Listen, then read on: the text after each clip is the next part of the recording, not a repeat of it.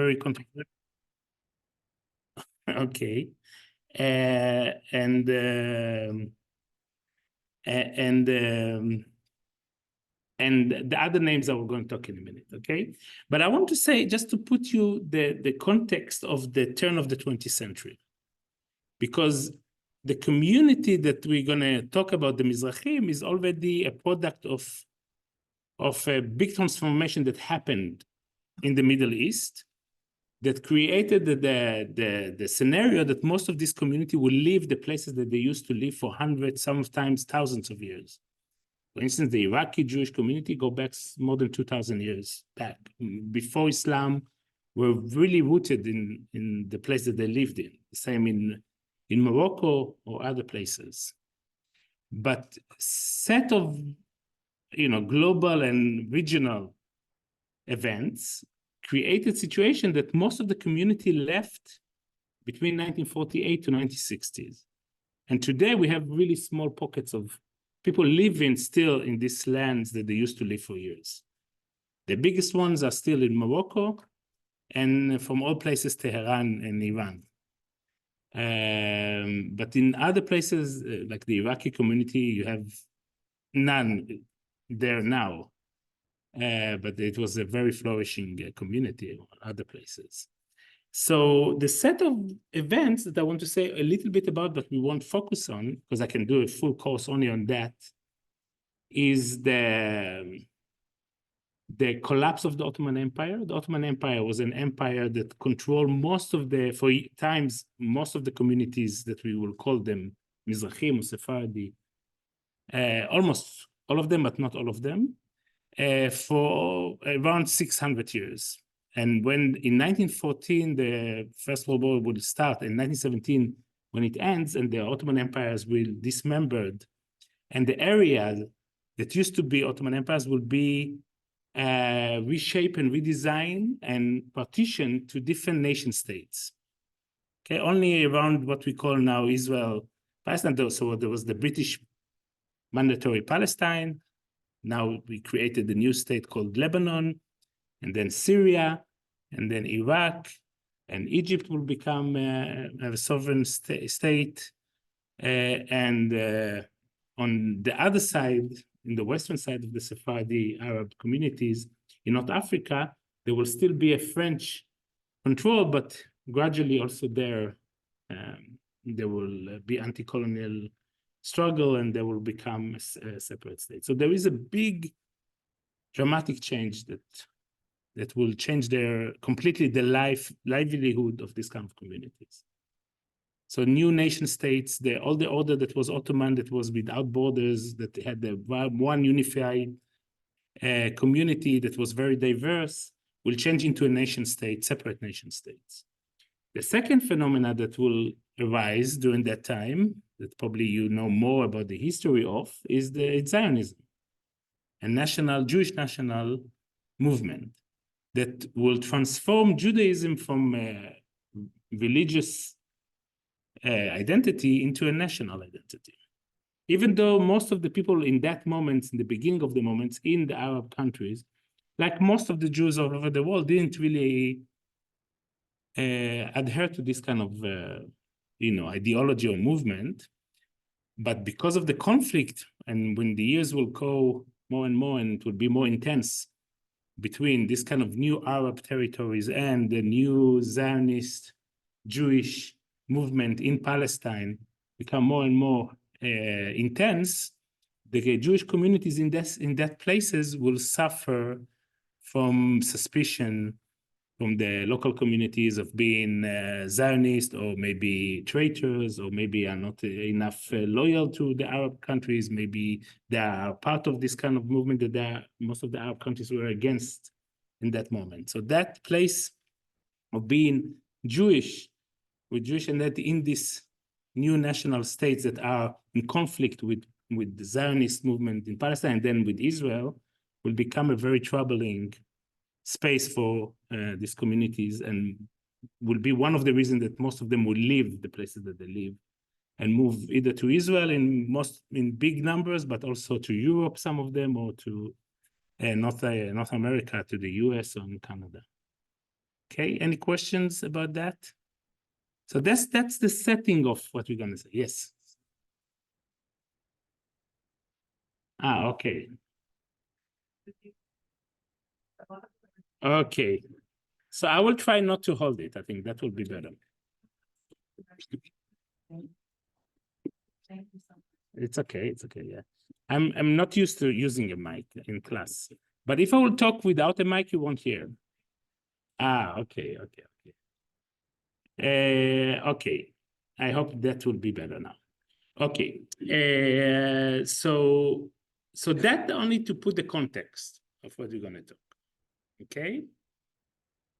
And in my research, and also maybe a bit about it, and in some of my teachings at Brandeis, I'm focusing on the turn of the 20th century, and that really critical moment of what we call the end of the Ottoman Empire, an early mandatory time, and I'm focusing on Sephardi local intellectuals that were very global in their perspective, but they had that were very much connected to Arabic culture and this revival of Arabic culture, but also had the affiliation to this new Zionist movement that getting rise and to the Ottoman context. And they tried to bring this kind of two competing national identities, the Arabic and this kind of Zionist together. And they did it, try to did it by creating this kind of a notion that Arabic and Hebrew, historically that's true, have lots in common. And when we're trying to revive now Hebrew, that the moment of the 9th century, we need to take from Arabic. And we have so much together. And for them, the model will be Al-Andalus. Al-Andalus is what we call the golden age of Spain.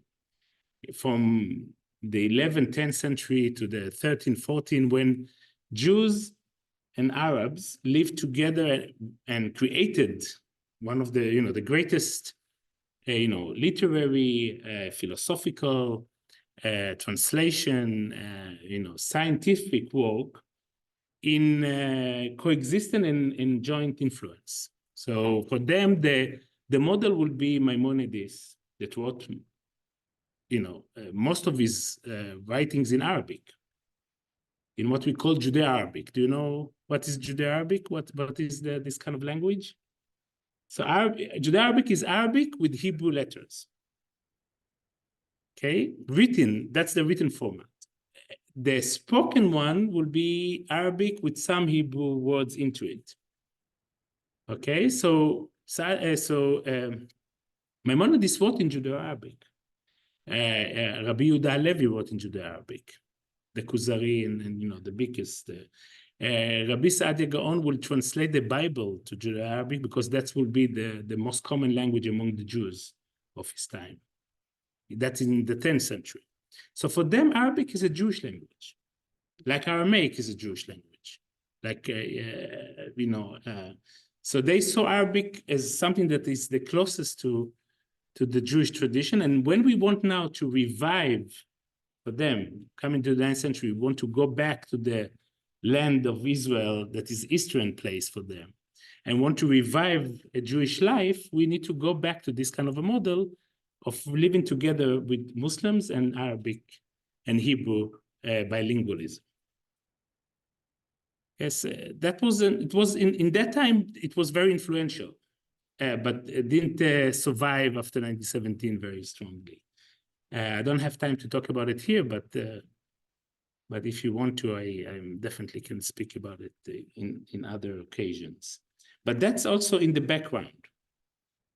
Okay, so we have a strong Sephardi community, localized, that is active, but very much influenced and their life transformed in a radical way with the events of changing imperial power from the Ottoman to the British and the emergence of national movements, okay, that will change their life in a radical way. Okay, and maybe we'll touch it a bit, but we're gonna join them in 1948, so it's a long way into the making. Okay. Let me know if you have more questions. Okay. So yeah, so I just wrote what's the course is going to be about. So we're going to talk about Israel. We have 5 meetings, and I was thinking about it. It's not a lot, but we're going to try to study, because I understood that most of you are also interested in Israel. So I'm going to offer in this course a way to look at Israel from the perspective of the Mizrahi Jews. And you'll see that you probably will meet somehow kind of a different kind of Israel. So it's Israel from the margins, Israel from the point of view of the connection between Arabic and Hebrew, and the partition of Arabic and Hebrew, the connection of Israel and the Middle East and Middle Eastern culture. So we'll try to look on different aspects of it. So Mizrahim, as through their literature, through their music, culture, and the Mizrahi struggle, and the question of inequality. Okay, so we'll do it, I hope, in each meeting we're going to look at different kind of aspects into it. Okay, so let's start with the name. I wanted to, the first thing that I want to send you an email and ask you to Google and see what kind of names we have. And there's so many names for a group, because what you think the reason will be is because, yeah. Different other groups. Yes, it depends what they're coming in front of. So Mizrahim is definitely a name that comes when Ashkenazi Jew is becoming a prominent, and inside the Israeli as the other. But also the change of context, right? So Ottoman Jews, it's something that is not really there anymore, right? But definitely there were Ottoman Jews when the Ottoman Empire was there. There was a name that joined them together.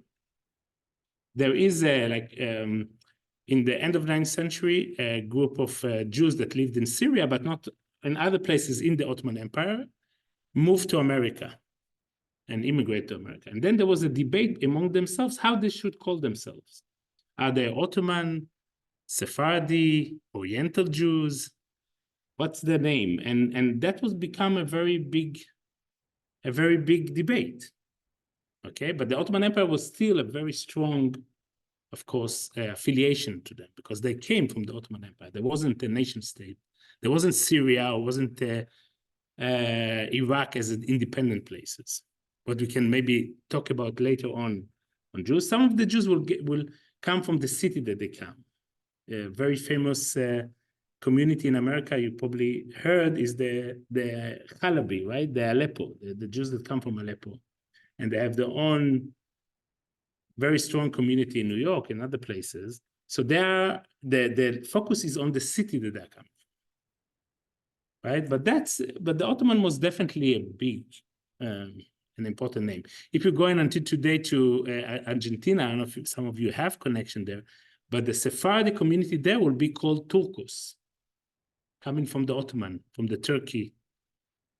Okay, and also Christian Lebanese will be called Turcos in Argentina. So they came around the same time. Okay, so Syrian Christians, Syrian Jews came in the end of 9th century and early 20th century. And they were being called by the people that received them as the one coming from the Ottoman area. So Sephardi Jews and Arab Jews and Mizrahi Jews will be the one that I'm going to define. But the other names that mentioned here, Ottoman, Middle Eastern Jews, is very important. After 1917 onwards, the nation state, the relation to nation state will become very important. So in my childhood, we will say I'm Iraqi. That will be, we won't say, my parents are Ottoman. Okay, because the last category that they came with was the Iraqi or the Moroccan, right? You probably heard a lot in Israel. Yeah, the Moroccan Jews, or the Syrian Jews, or the Persian Jews, or Iranian Jews. Okay, so that definitely will become a category, but after 1917, when the nation state will become the name of the territory that they're coming from. Some of the people will call, Oriental Jews in English, but it's less common in the Jewish context. But let's start going with the first. This is only, I brought some books that will, this is some of the books on Mizrahi Jews. There is growing number of them, that's good, but see the titles, and the titles will show you the different options of naming the group, right? So you have the Jews of Islam by Bernard Lewis, or the Jews of Arab lands, or Sephardi, of course. There is a bit more options, right? The Arab Jews that I will talk about today, yeah. I thought that the Sephardi Jews were different from Mizrahi. Yeah. So in Israel, later on in Israel, they try to do differentiation, but Sephardi itself is not really solid category. I will talk about it. But yes, some of the people try to say we are the real Sephardi because we are the real that were expelled from Spain, and we speak Judeo-Spanish or Ladino. But it's so mixed that it doesn't really hold that connection. But Arab Jews, as you see in some of it will become a category after 1948 and the State of Israel will become a category that people, even though it was the most common, one of the most common to use, because we're going to talk about in a minute more about the category of Arab Jews. But today, if you say Arab Jews, it will seem to some people as a controversy, as a political statement. But even if so, you're looking in the Arab world, there is Arab Christians, there's Arab Muslims, and there was always Arab Jews. Jews, their culture is Arab, and Arabic is their language. And my family was part of it. But today, because of the conflict, in my course, when I'm doing course on modern Arab Jewish culture, some of the students thinks that they are coming to a course on the conflict between Arabs and Jews. So the hyphenated identity of Arab Jews is something that is still out of reach now because of the conflict.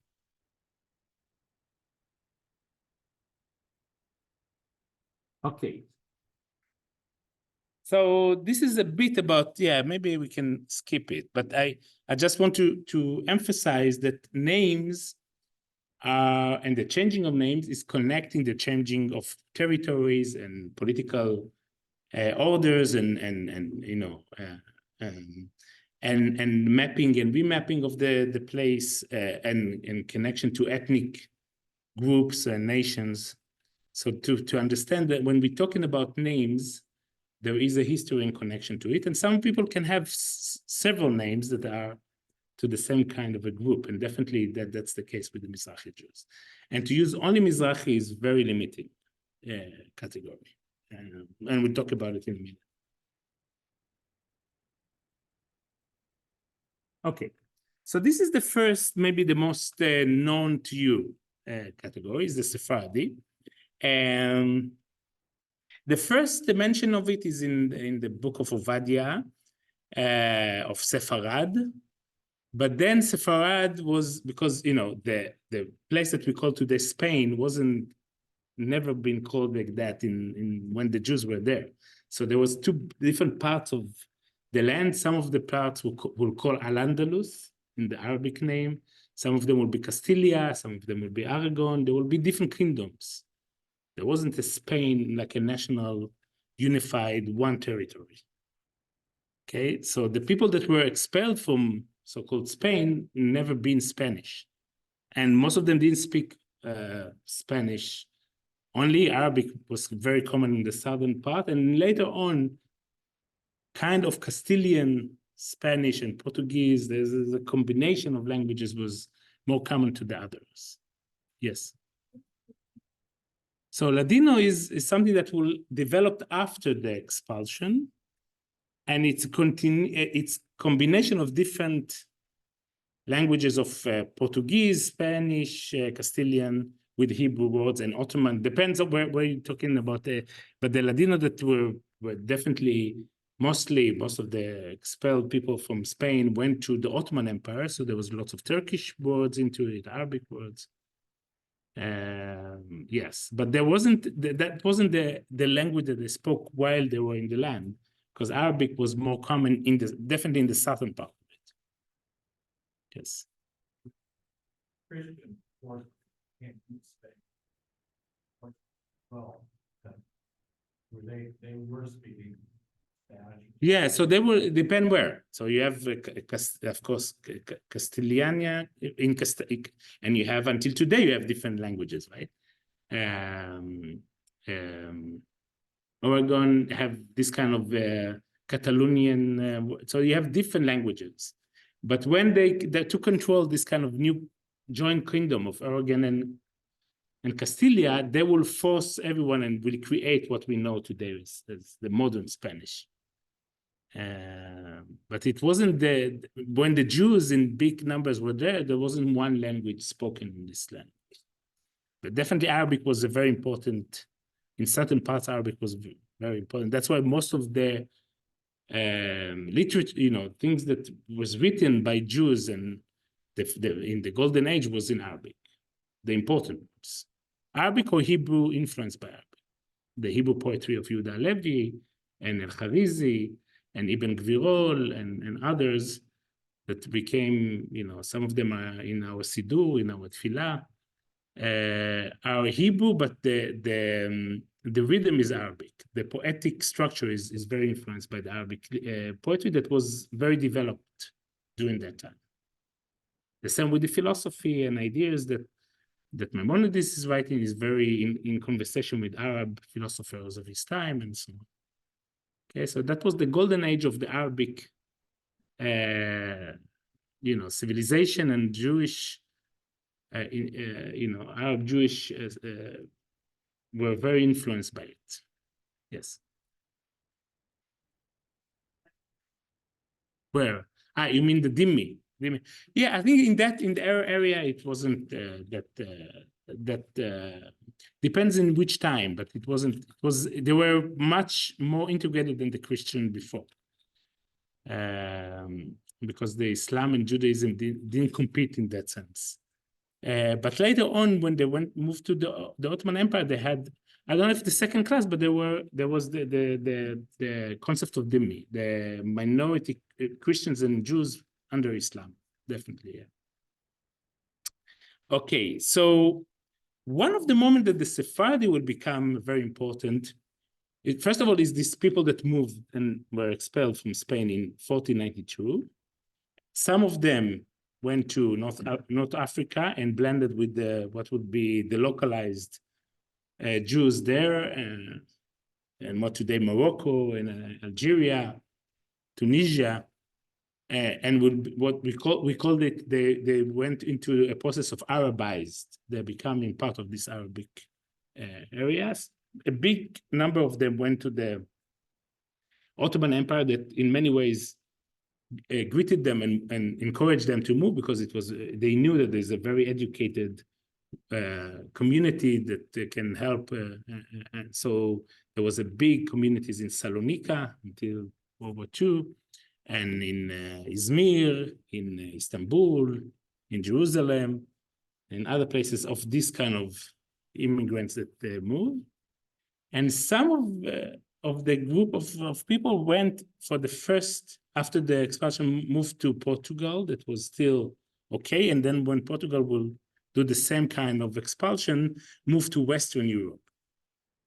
And the first communities in Amsterdam, Hamburg, in port cities, and in London, the UK, because you know that in the UK, there was also expulsion of Jews in the 13th century. So they were the first Jews that moved back. In the 16th century were the Sephardi Jews. And some of them through Holland, and others will be the first one that will come here to this country.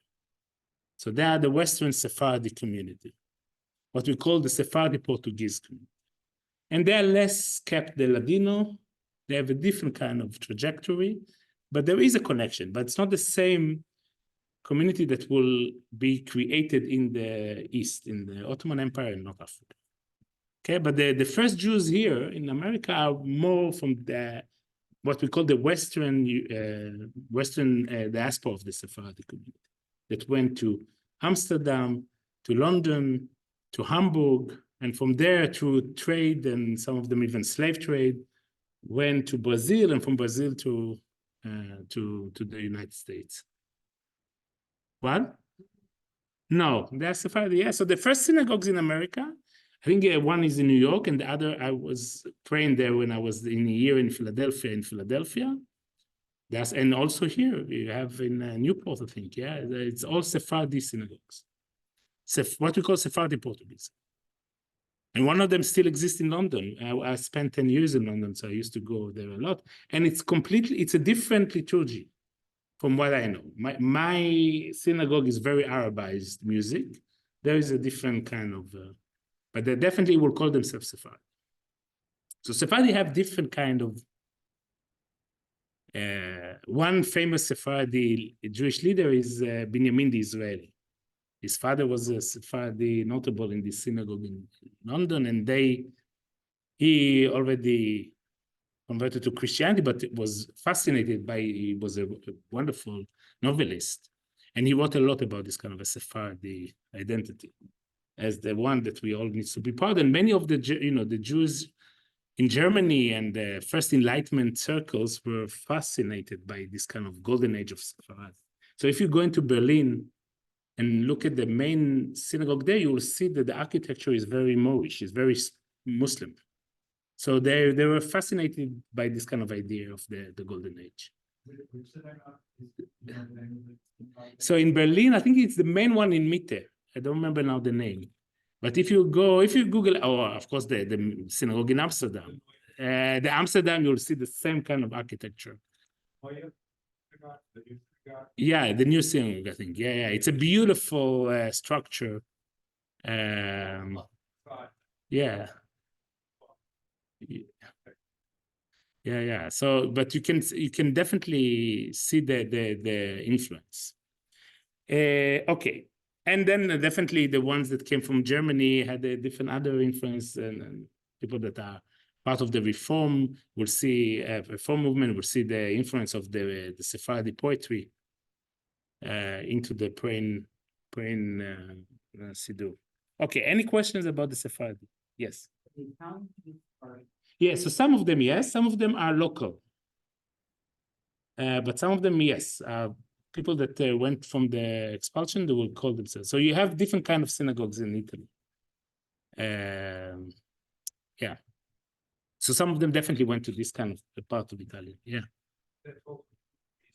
Yes, exactly. So Greece also have Sephardi, and you have the localized communities that are before the Jewish expulsion. Another moment that is very important to see why when we say Sephardi is not Mizrahi, they are not different from Mizrahi. So a moment of creation of community was by a guy named, a very famous rabbi, and one of the ones that were expelled from Spain, but moved to a place called Tzfat in the north of Israel, and his name is Rabbi Yosef Karo. And he gathered all the laws of Jewish law and created a canonic book called Shulchan Aruch, and that became created the Sephardi tradition of way of praying and way of life that spread all over the Middle East and Ottoman Empire. So even community that wasn't part of this kind of expulsion, like the Iraqi Jews, that most of the Jews from 1492 Spain never came there, would start calling themselves as Sephardi, because they are following Rabbi Yosef Karo way and Shulchan Aruch. I don't know if you heard about that. You heard about the group called a party and a very famous rabbi called Rabbi Ovadia Yosef in Israel with Shas. There was in the 80s, he was a chief rabbi born in Iraq, but he became a chief rabbi in the 70s, and then in the 1980s created a Sephardi Haredi, Sephardi ultra-Orthodox party called Shas, and he said that his project is to go back to Yosef Karo and revive this kind of Sephardi tradition, to take, go out of the the auspice of the Ashkenazi ultra-Orthodox tradition that it's not their tradition. Okay, so Sephardi and Sephardiness in the religion, the religious will be will go all over the communities under the Ottoman Empire in North Africa that we'll call them. And they will call themselves Sephardi since then. Okay, that's why we have Sephardi synagogues here that, people are coming to pray there are not Ladino speakers. Okay, and that will be the category used under the Ottoman Empire. Okay, that will be the most common category. Okay, any questions about it? Yeah. So it started from the 13th century and finished in 1917, but the height of it is 15th century. 15, 16, and it lost places, but it was very diverse. So from the Balkan of today to some of the North African for a while, to of course Egypt of today and all the Levant and what Turkey today, it's quite a vast empire, very diverse, very multilingual, multi-ethnic.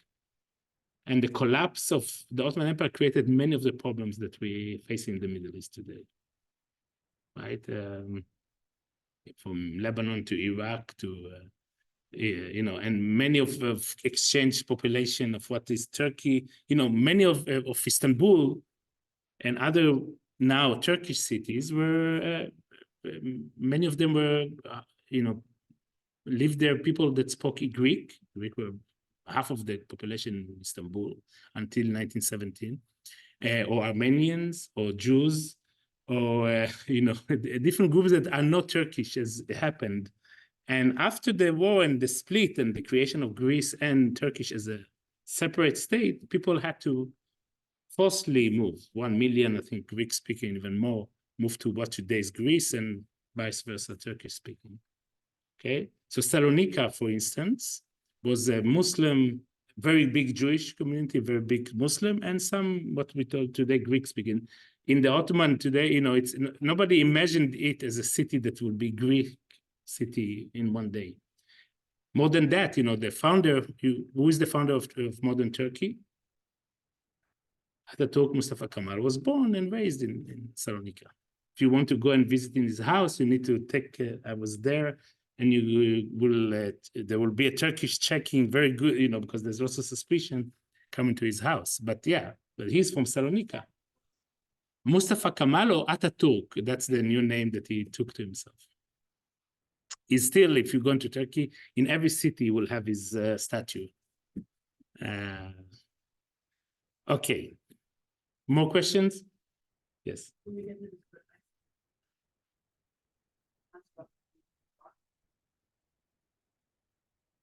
Yes, so now we're going to go to the Mizrahi. Well, first, maybe Arab groups. Okay, no.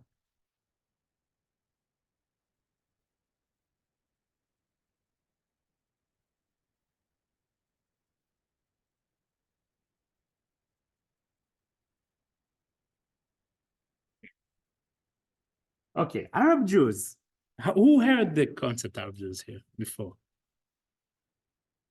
Okay, so Arab Jews is the most common, definitely in the 19th century onwards, when Arab identity will rise. So in the end of the Ottoman Empire, localized national identities will rise and gain power. One of them will be what we call the Nahda movement, the revival of Arabic culture inside the Arab provinces of the Ottoman Empire. And Jews were, some of the intellectual Jewish were involved in this kind of a process because they saw it as creating Arabic culture that is secular and is beyond Islamic, Christian, Jewish identity, something that will put us all together. So Christians and Jews were very central to this kind of movement because both of them wanted to create this kind of Arabic culture that is secular, is a common feature for all the people that are from this land and have this common language, but is not only Islamic.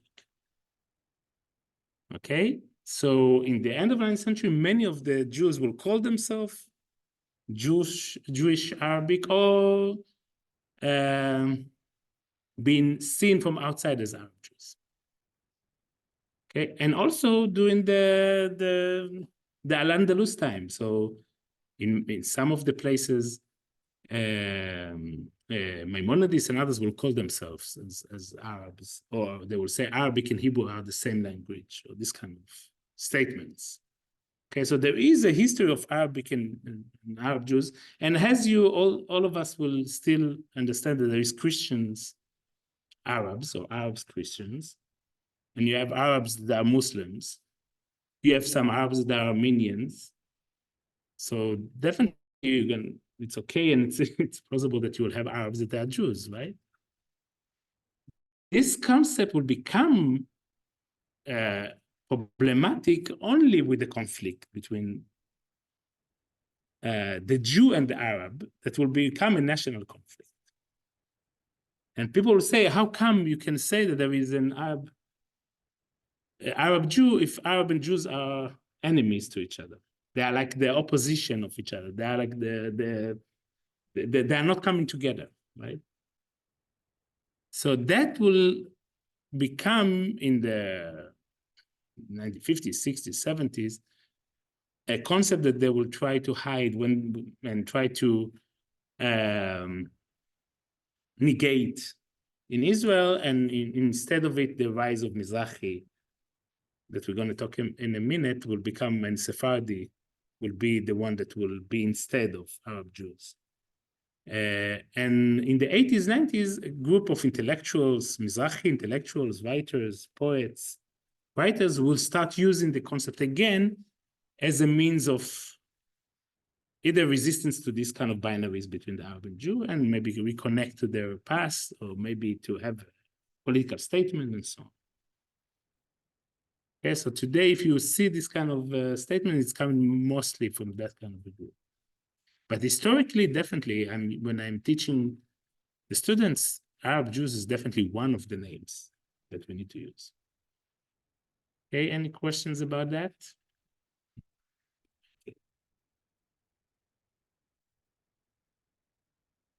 Okay, Mizrahim. So Mizrahim, you heard more, right? Or less? Less. Less. Wow, that's interesting. So in Israel, that's the most common concept. What it means in Hebrew, Mizrahi or Mizrahim?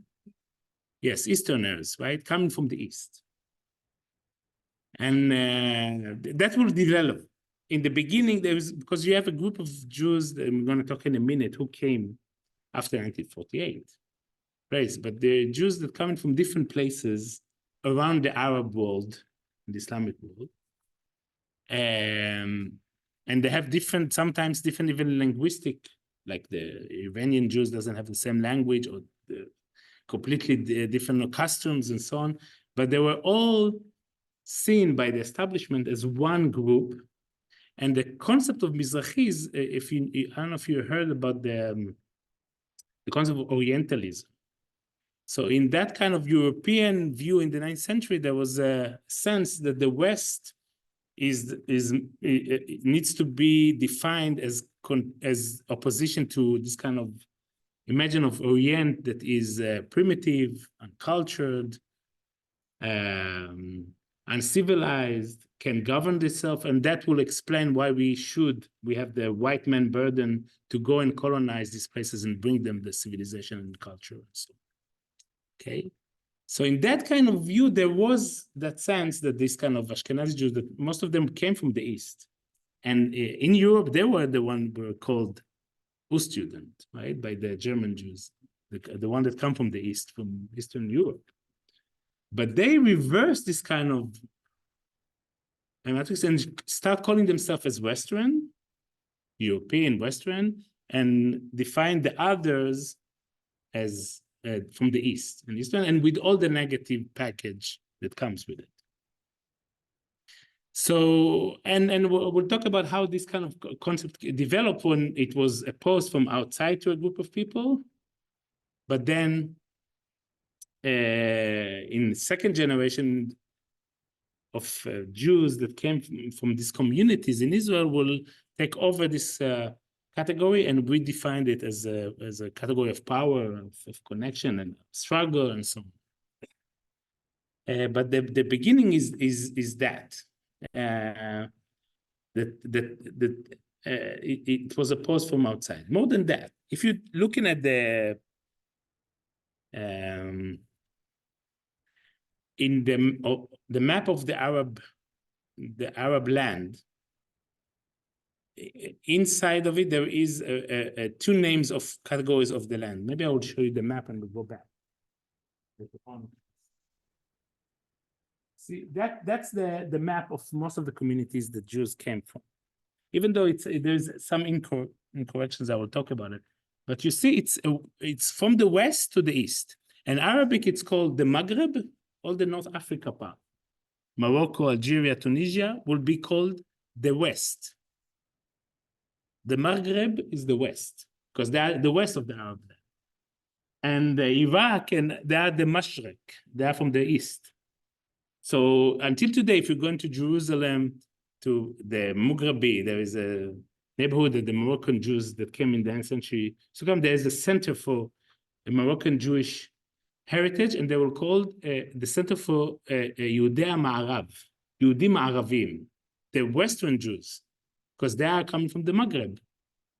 So for them, they are not Eastern at all. They came to Palestine, Israel from the West. They didn't come from the East, right? So they didn't understand completely this category. And it will take time until they will start using it in the second generation. So it didn't make any sense geographically. And many of the Russian Jews came from the East to Palestine, and Polish Jews, and been known as Eastern in Europe. So it didn't make any sense in that sense, but it will become a category that will try to maintain a hierarchy, racial, ethnic, class hierarchy, and so on. Okay, but Mizrahim is a very important concept. Okay, so since then it will develop into a category and a culture in these places that people will meet, because what they will do when Jews will come from the Arab land in big numbers in the 50s, 60s, they will put them together in the same geographical spot or cities, what we call later on called kind of Mizrahi ghettos or communities. And then in the second generation, we'll develop a Mizrahi culture, localized Mizrahi culture that is very Israeli. So the Mizrahi music that maybe some of you knows, yeah. Increase in the different countries all staying together cohesively? No, so it depends. No, they put them, all the Mizrahi Jews in this, like my neighborhood is a neighborhood that will have people from all of it. You have a big Moroccan community and Tunisian, but you have also from other parts. There is some, if you know what is Moshavim means, right? It's like agricultural. So some of them had, when they came, these communities, they will put them in people from the same community in the same moshav, the same settlement. So Kurdish Jews or Yemenite Jews have some of this kind of communities that will preserve. But synagogues will be the place that they will try to preserve this community. So in the 50s, 60s, they will build synagogues without funding from the government, but in the houses that they will have. And then they will say, okay, this synagogue is for Jews from Iraq. And this synagogue is the Jews that coming from Morocco, from even a specific city. And so in synagogue, some of that localized community and identity will keep a bit, yeah. Any questions about that, about naming? We're gonna go over it more. But when you go into Israel, that's the category that you want to use more than Sephardi. Sephardi is less used now, definitely among young generation.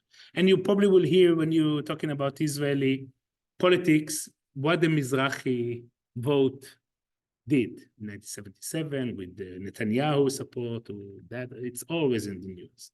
So they will say Mizrahi vote, or they will talk about Mizrahi culture. They will talk about the gaps between Mizrahim and Ashkenazim in education, in housing, in salary, in numbers in universities, in the numbers in prison and so on and so forth. So it's a live category that has been always talked in the public sphere. Numbers on the map are very striking. Yeah. Was it that? So I'll just say that there is a mistake between Iran and Iraq. You need to reverse. Okay. Iraq is, and Iran, you have around 8,000 maybe today. Yeah. So in 1948 and following, were there just sort of a series of spontaneous, violent and discriminatory actions prompted by the creation of the State of Israel across all of these nations? There's many reasons to it, Okay. but we're going to go over it in a minute, okay? Yeah, we'll focus either today or next time, but hopefully today. You have another half an hour? So let's see. Yeah. Yeah, do you want to take a break? 5 minutes? Yeah. Yes. So I understand, so sounds like you're saying that in Israel, all Jews who are not Ashkenazi are considered Mizrahi. Yeah, so that's a good question. So in a certain moment, it will be very problematic because where do you fit the Ethiopian Jews? Or where do you fit even Jews from Argentina that they are mixed? Or, even the American Jews are not completely, it depends where and what.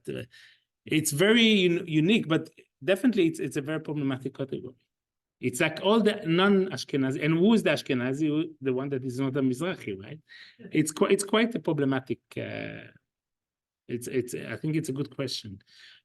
That's why I think it's what we called in sociology. This is a category that has been invented. It's an imagined category. It's not really but it became very important in the situation. It's like when you're talking about African Americans in the US, you have the same, people are coming from different kind of backgrounds, but it became unified in one bland category as such, right? Even though it doesn't, cover the complexities and histories of different kinds of communities that will be seen under that kind of a category. Okay, 5 minutes. Okay, 5 minutes and we'll come back.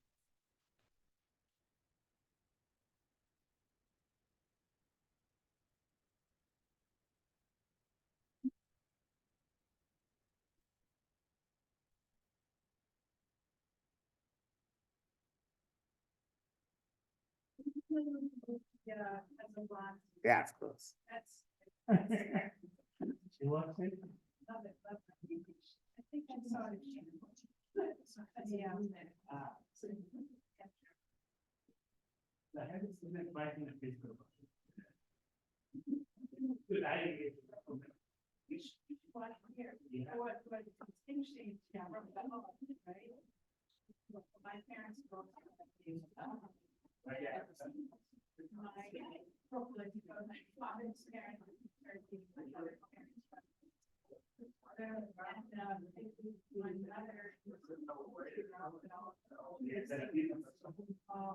It's funny.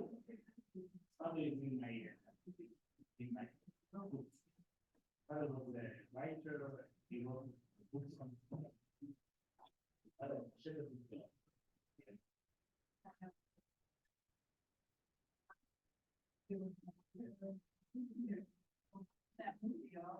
yeah. Yeah, but there is very memorable. As a black. Like the same people. But they do it with kids. Yeah, but his name is the present time. Yeah. Yeah, I think so. If not, you send me an email, I will you can share it. Another film that is very important, I don't think your generation watches it, Salah Shabbat. Yes. For the next. Oh, that's the first one. That's Salah Shabbat. 1964. We would maybe watch part of that. But it probably if we would meet this person would be better than.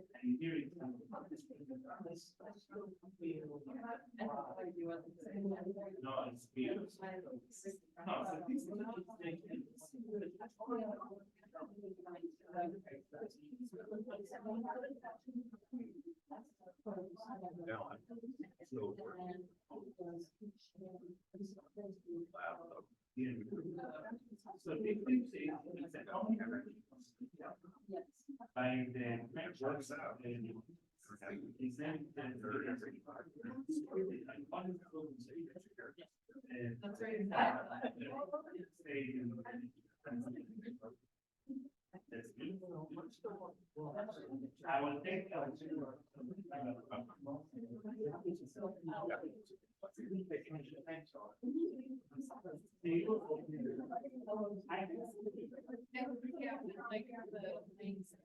so I asked him,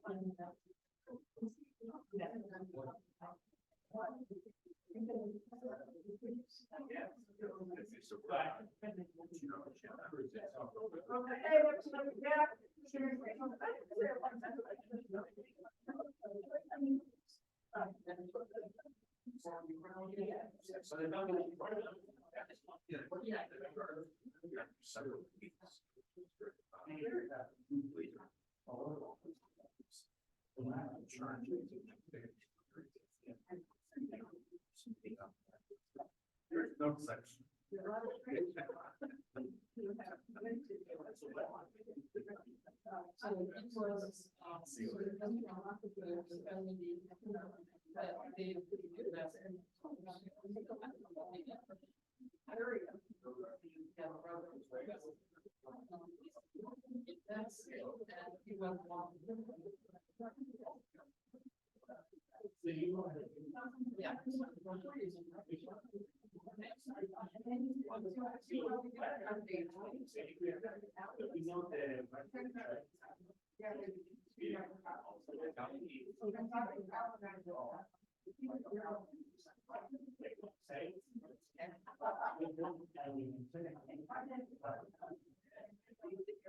Ding, ding, ding, we have to come back.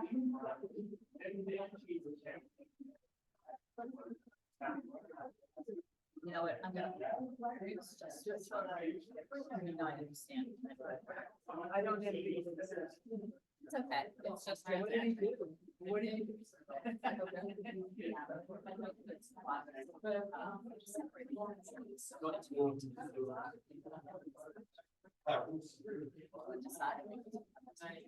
No,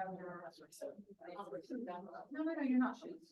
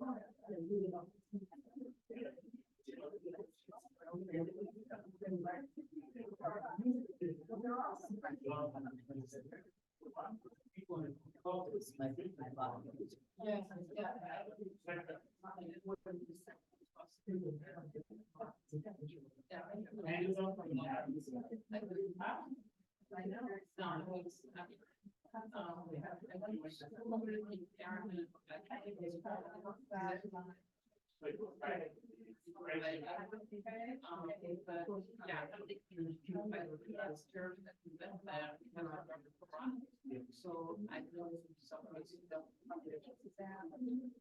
I don't believe that. So it's like.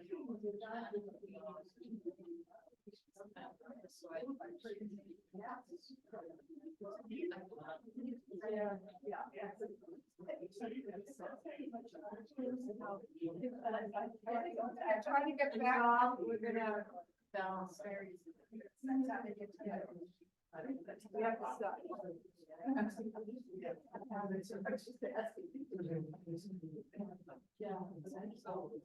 Okay, let's continue. So Monique, your name? Sorry, Monique.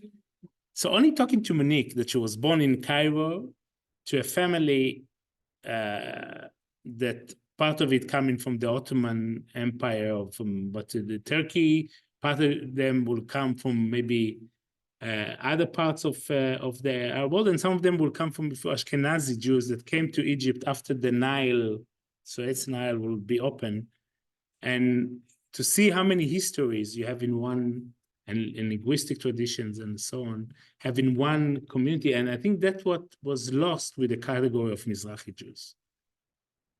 The multilingual aspect of it, the different kind of tradition, and to the reduction of a culture that is not Ashkenazi, and sadly, most of the second and third generation of Mizrahi Jews in Israel are very monolingual, and they don't know this kind of rich histories that you have in Egypt, and you have in Iraq, and you have in Syria, and you have in many communities.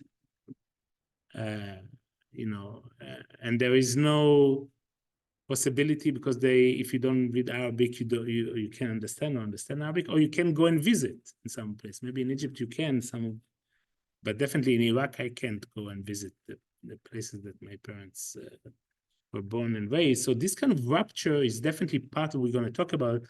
It's a sense of a population a community that is detached from the past. Also, some of the Ashkenazi Jews will have it. Part of the politics or the attitude of the first, young Israeli state, and Zionism was what we call the melting pot, like in America, to forget the old languages and to, everybody needs to be Hebrew. So it's many of the second, it doesn't speak Yiddish. Yiddish disappeared. That was, wonderful language and cultural heritage lost for many, many people. So it's definitely also there. But I think in the Mizrahi Jewish context, there was a sense that there is nothing to even go and look for, because they are coming from an Arab culture that is primitive, it's our enemy, nothing, sophisticated, nothing with the rich, heritage and so on and so forth. If we just spoke of one of the films that if I had time, we're going to watch together, that one of the maybe presentation of Mizrahi community in Israeli cinema was in 1964 by the name Salah Shabati, written by Ephraim Kishon from Hungary and played by Ashkenazi actor Chaim Topol. But this family of Salah Shabati they're coming from nowhere. The first scene is They're coming by plane. You don't really know who he looks. A bit maybe Moroccan. His wife look Yemenite. The kids look something else. He doesn't know what's light. He doesn't know what is water. Is that coming from the space? From another world. But that's definitely not the case with the Mizrahi Jews. They're coming from a rich, different kind of experiences. So Monique just showed me her grandfather's book that he published. There is a heritage there that is lost, and I think that's quite sad. So when we're starting with 1948, we're starting with already this kind of baggage that is being lost. So it's in our background, put it in your head, and we're gonna maybe talk about it during the. You had a question? You okay? Okay. So the entry point to our conversation would be 1948. Why 1948? It's the creation of the Israeli state, and in 1948, how many Jews were living in Palestine before the creation of the state? Yeah, 500,000. It's in the top of it, right? Most of the Jews that came to live in Israel were coming after 1948. In the big numbers, in the first 10 years, will come from the Arab land. Almost 1 million, more or less, 800,000, 900,000, from different parts in different waves. And for migration, we're going to talk about it maybe today or next time. And another 800,000 from survivors of the Holocaust in Europe, or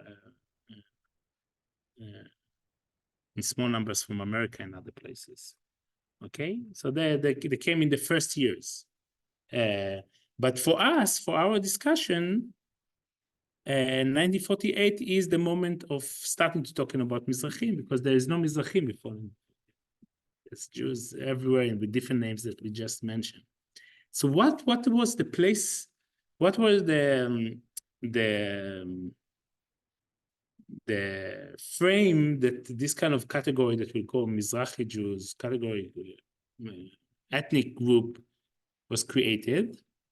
So it was in different kind of aspects. One of them is geography. When we're talking about geography, we're talking about displacement and replacement, meaning most of these kind of communities left, sometimes forcefully left, or left without their possessions, or becoming, forced, or chose to live because of the situation from one place that they lived there for many, many years, and being replaced in another place, in most of the cases without their choosing. That's not that I'm now deciding to migrate to Boston so I can check on Google which house I want to rent, and that's not the case. There are people that had to leave all the belongings in one place, come without anything, without money, and being forced to live somewhere else inside Israel. In the early years, that's what happened. Usually the first place that they stayed, sometimes for 1 year, sometimes in most cases for 5 years, was called the Ma'abarot, the transit camp. You probably heard about this concept. It's like a temporary camps, because this kind of new state that didn't have the means to settle them in housing places, so they put them in temporary camps, that are usually some in the beginning with tents, with all the weather and water, with big families, and later on with other temporary housing.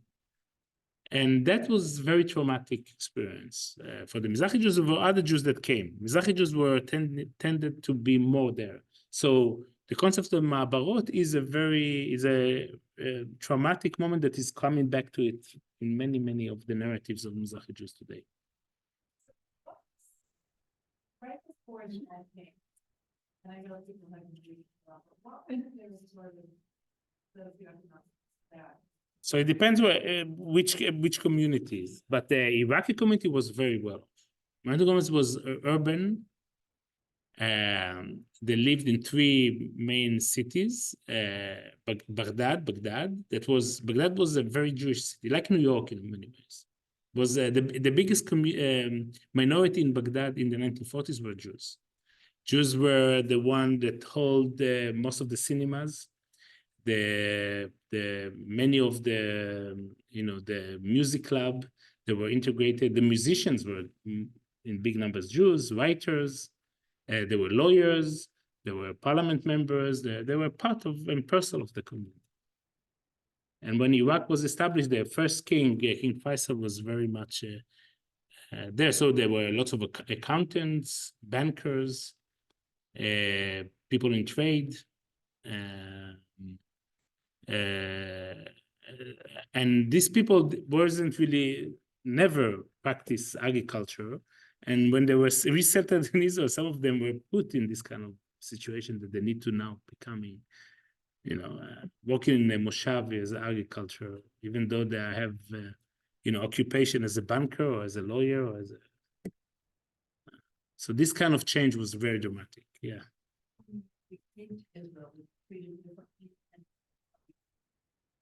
Yeah, definitely. Definitely, yeah. So it's going back to the category of Mizrahi, if you remember, right? So the concept was in the Ashkenazi, again, elite that were so-called elite, right? They themselves were, the Jews always been seen in Europe as, right? As what is anti-Semitism? That the Jews are not European. They are Semites, they are Easterns, they are Oriental. If you go in, I spent a year in Berlin. So if you want to study Jewish studies, right, in the 19th century, early 20th century, in one of, Berlin and Germany was the center of academic work back then, which department you will go? Oriental studies. Jewish studies is Oriental studies. Even now in Brandeis, this kind of German tradition stayed because the German Jews established this department. But my department is Near Eastern and Judaic studies, right? Jewish studies needs to be in Eastern studies. Hebrew is a Semitic Eastern language. The origin of Jewish faith is from the East. And many of the anti-Semite raised their perception with the rise of scholarship work on the division of linguistic traditions, the Semite languages and the Aryan languages, and that kind of language also brought to their mind that there's different kind of people. It's not only the linguistic tradition; it's racial difference that they have. So these Jews that are coming from the Semite tradition are not connected to Europe. They are foreign to European culture, to Western culture. So, but trying to fix this kind of problem, some of the Jews that came to Palestine tried to reverse and show themselves and present themselves as Western, and create a new Eastern to create their own Western culture as an opposition, and they, collectively identified all the people that come from Arab land as Mizrahi Jews, as Eastern, in the negative sense of it. So that brought a different kind of way of, integrating into the society.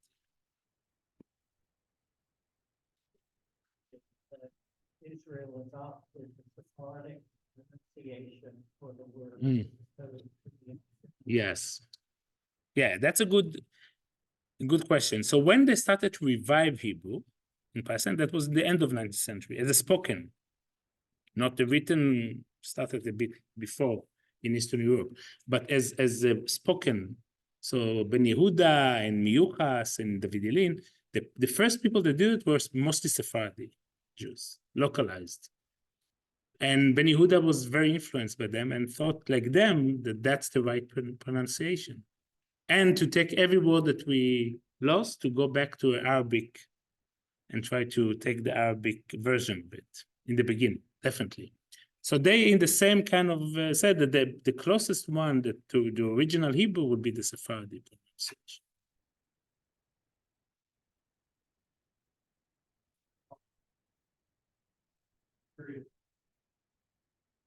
I'll say. Correct.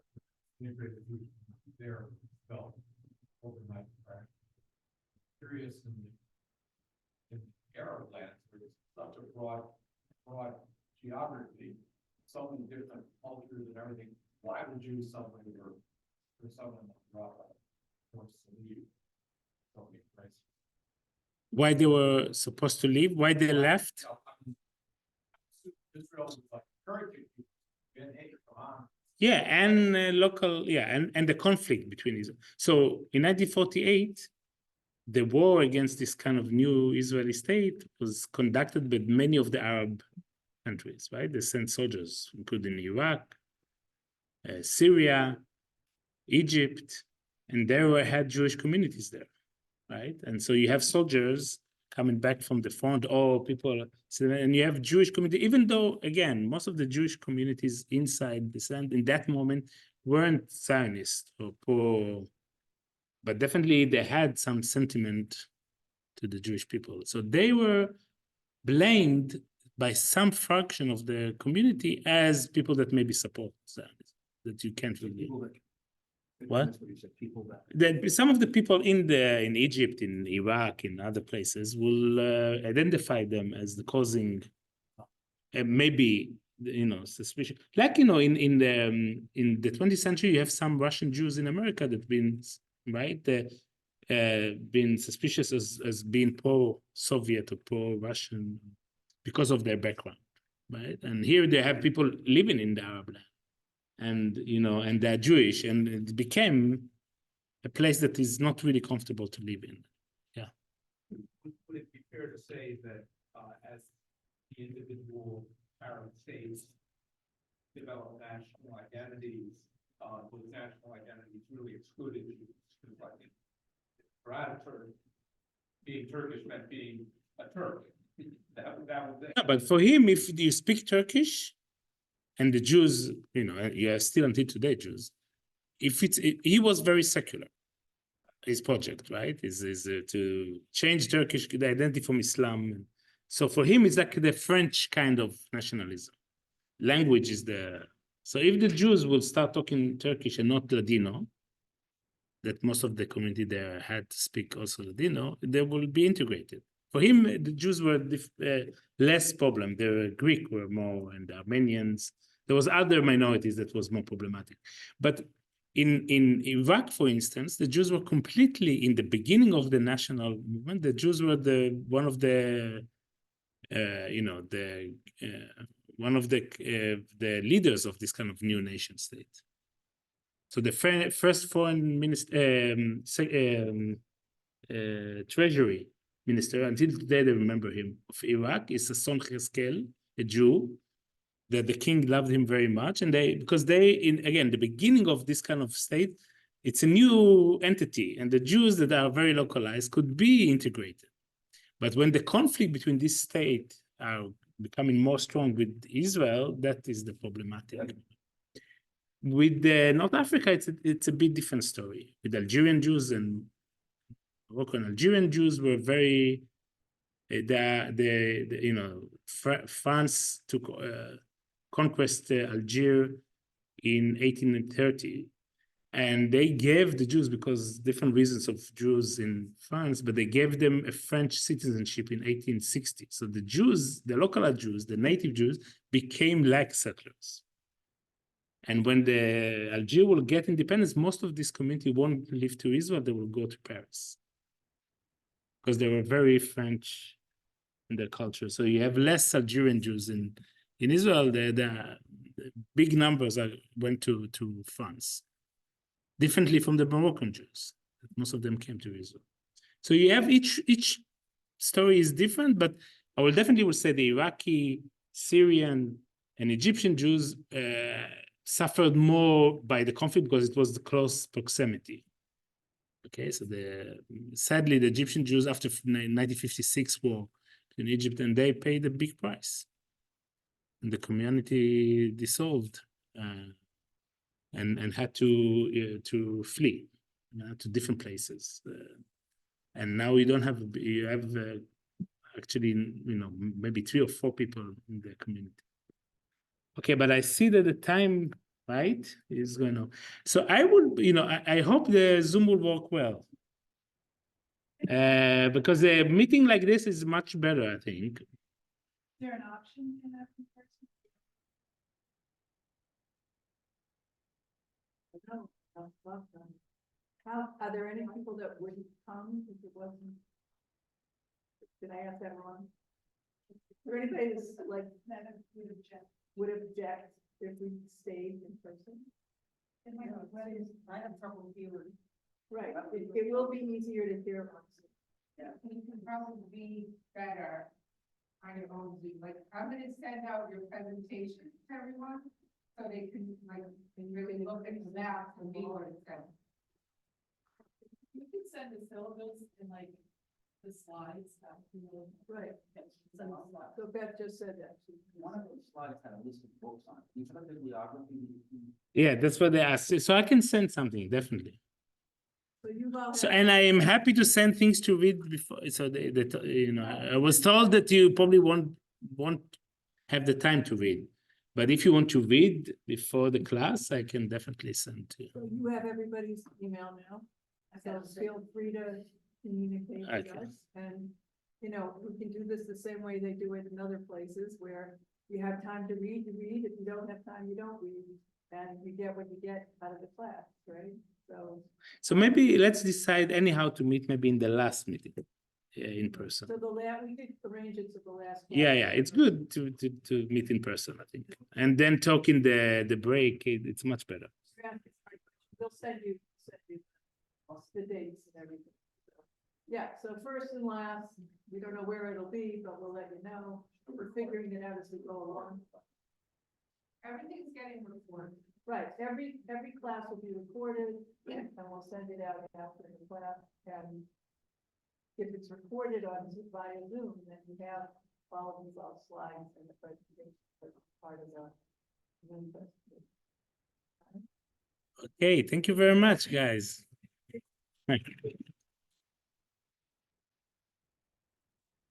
So keep these things because I'm not gonna write them up for another. Can I close? We're coming back. Can I close it? Thank you very much. Thank you.